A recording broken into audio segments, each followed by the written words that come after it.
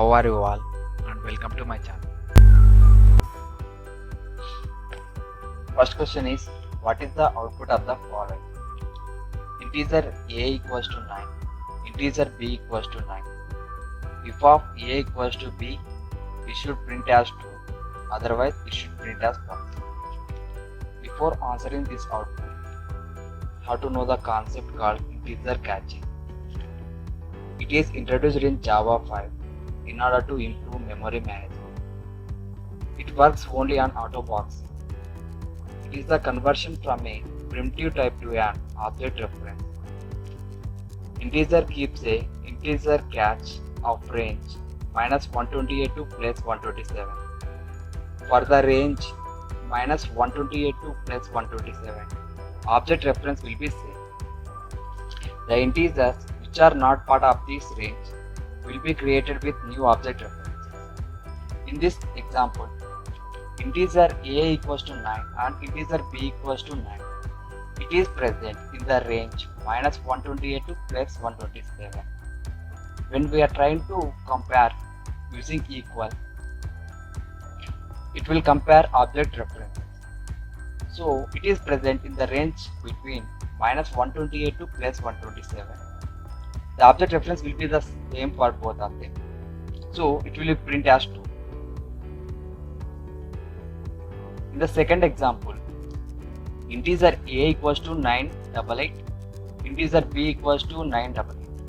When we try to compare using equal, which compare object reference, this integer is not present in the range minus 128 to plus 127.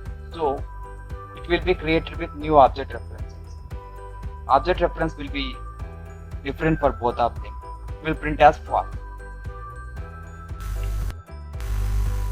The second question is a synchronized method stating thread.sleep equals to 5000, and here two objects are created for the class A and both objects are accessing the method m1. What is the behavior of this following class?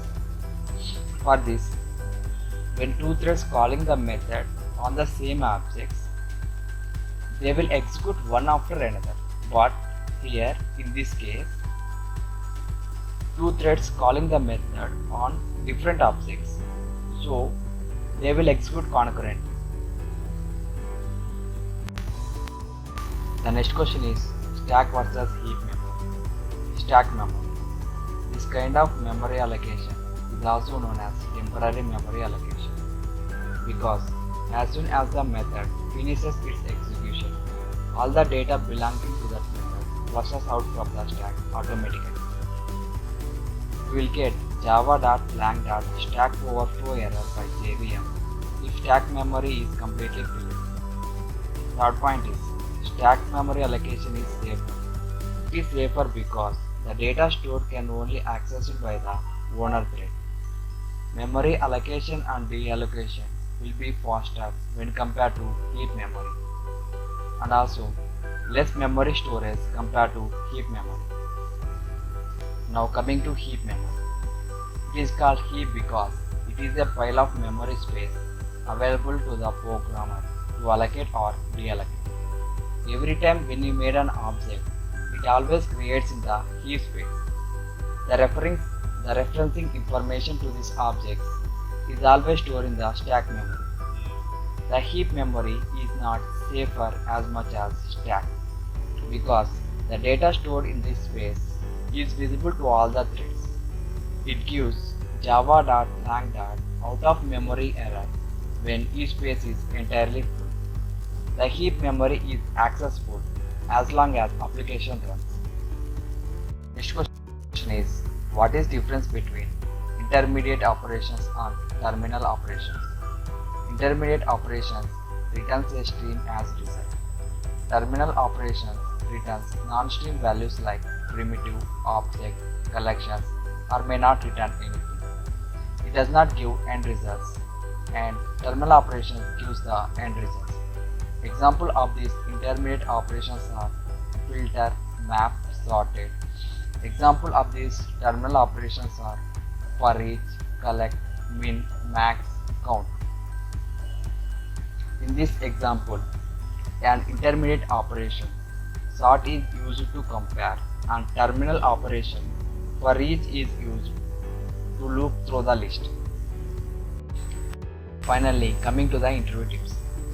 We need to explain about our previous project.